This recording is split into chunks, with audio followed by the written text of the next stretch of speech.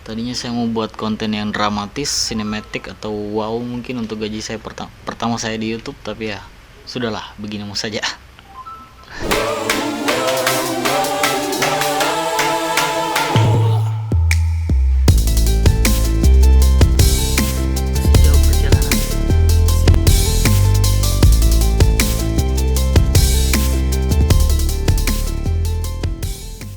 Assalamualaikum warahmatullahi wabarakatuh, teman-teman. Kembali lagi di channel Rilisan. Jadi channel Rilisan itu terbentuk di tahun 2020. Awal saya nge-YouTube, awal serius nge-YouTube. Akun YouTube sudah ada sejak lama, tapi awal untuk serius untuk nge-YouTube itu bulan Mei tahun 2020. Pada saat itu kan pandemi, baru-barunya pandemi, jadi banyak aktivitas-aktivitas yang dirumahkan. Jadi aktivitas kerja itu kita lakukan di rumah. Akhirnya banyak lihat, sering-sering nonton TV, makan dan nonton TV. Jadi di TV sering bicarakan soal globalisasi di masa pandemi COVID-19. Jadi akhirnya saya coba buka-buka akun YouTube saya yang sebelumnya saya upload hasil-hasil karya kecil-kecilan, hasil jasa-jasa itu. Dan saya kaget ada satu video saya yang tembus di 1200 view pada saat itu. Yang ini video ininya motion graphic itu 1200 view. Jadi saya bilang, wah ini juga bagus juga ya, bukan uang, tapi bukan orientasi uang, bukan, tetapi soal branding diri, maksudnya branding diri saya untuk bisa pamer lah, istilahnya pamer hasil kerja gitu kan. Akhirnya saya coba pelajari bagaimana YouTube dengan algoritmanya itu bekerja. Saya coba cari informasi bagaimana itu YouTube bisa menghasilkan uang, bisa merajai channel kita, bagaimana kita bisa merajai pencarian segala macam. Saya coba otak-atik dashboard dan ternyata hampir sama dengan website, teman-teman. Karena di website juga, di YouTube juga penting kita tahu search engine optimization atau SEO. SEO. Pentingnya di mana? Karena dengan memaksimalkan SEO, channel atau video di dalam channel kita itu bisa punya peringkat di Google. Jadi saya memaksimalkannya. Saya coba meramu bagaimana bisa sebuah video dalam channel itu bisa didapat orang, itu segala macam saya pelajari semuanya. Kemudian saya coba pelajari bagaimana berbicara depan kamera seperti ini, kemudian bagaimana membuat konsep YouTube yang baik segala macam. Ya walaupun sampai sekarang enggak maksimal. Oke, mulai beberapa bulan akhirnya saya bisa berbicara di depan kamera. Kemudian saya coba lagi pelajari traffic segala macam karena saya belum monet. Karena orang jangan pikirkan soal berapa penghasilannya, tetapi bagaimana bisa mencapai titik 1000 subscriber dan 4000 jam tayang. Apa saja yang saya lakukan? Saya saya pakai aplikasi Sub2Sub. Kemudian apa lagi? Saya nyepam kemana-mana, link video saya bagikan kemana-mana.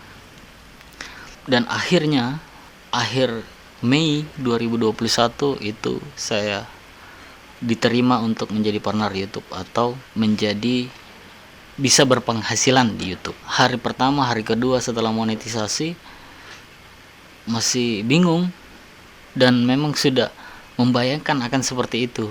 Dapat 12, paling rendah 16.000 satu hari, kemudian 12.000, 10.000, 6.000, 2.000, 1.000 per hari. Akhirnya saya mulai down lagi di situ. Di situ saya cari-cari informasi ke teman-teman yang sudah monet juga, ke orang-orang yang sekitaran yang sudah monet. tetapi nyatanya masih stuck di situ, masih stuck di penghasilan 12 sampai 6.000 10.000 per hari.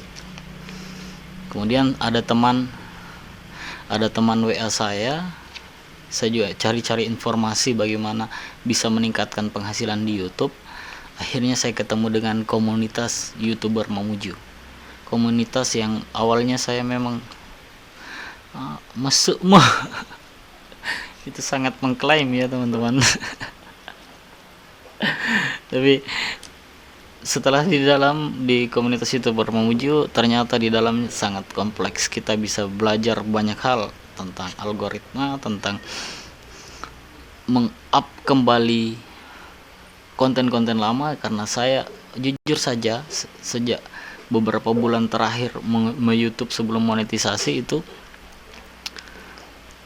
pikiran saya itu ada di konten baru. Artinya bagaimana bisa view-nya konten baru itu meningkat. Ternyata konten-konten lama juga yang sudah ada di YouTube sebelumnya itu harus di-up, harus kembali diramu untuk bisa ditemukan di pencarian. Hasil belajar saya kemudian kembali mengotak-atik YouTube Studio, kemudian cari informasi bagaimana meng-up video-video sebelumnya. Akhirnya saya ganti judul, saya ganti deskripsi, saya ganti tag yang disediakan oleh YouTube untuk upload video itu. Saya ganti banyak, saya ganti target kata kunci, saya ganti, dan akhirnya viewer itu kembali, atau pengunjung yang menggunakan YouTube itu kembali menemukan konten-konten lama saya. Dan banyak hal di dalam di KYM itu saya pelajari. Kemudian selang 1 bulan, akhirnya karena saya sudah tidak menunggu lagi $10 awal pertama ya teman-teman, karena saya menggunakan AdSense website yang memang sudah lama sudah ada. Jadi soal perpinan itu saya sudah selesai. Bisa dilihat di sini teman-teman. Itu saya menggunakan AdSense non-host untuk website saya. Jadi saya gabung ke ini. Hasil website dengan YouTube tidak teman-teman. Hasil website saya itu hanya sekitar 400.000. Sudah setahun lebih ya. Akhirnya saya banyak belajar dari teman-teman, sharing ilmu pengetahuan yang kebetulan saya juga punya beberapa pengetahuan kecil yang soal website yang bisa jadi berguna untuk YouTube juga. Jadi itu bagaimana saya bisa sampai pada titik sekarang mendapatkan penghasilan di YouTube. Mendapatkan ya, bukan menjadi jutawan YouTube, mendapatkan penghasilan di YouTube. Oke, cukup itu yang saya bagikan. Mudah-mudahan teman-teman sukses. Yang mau bertanya silakan di kolom komentar. Saya akan juga membagikan di kolom deskripsi beberapa tips-tips untuk kita bisa berkembang di YouTube.